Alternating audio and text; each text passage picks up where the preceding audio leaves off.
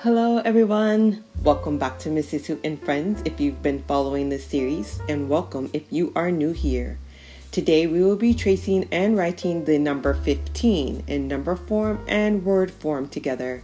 Grab your pencil or marker and let's get started. We will start with the number 15. Let's begin at the top and trace a straight vertical line down to the bottom. Now, we will go back up to the top, and on the right, we will begin tracing a straight horizontal line going from right to left. Next, from the horizontal line, we will trace a straight vertical line down to the midline.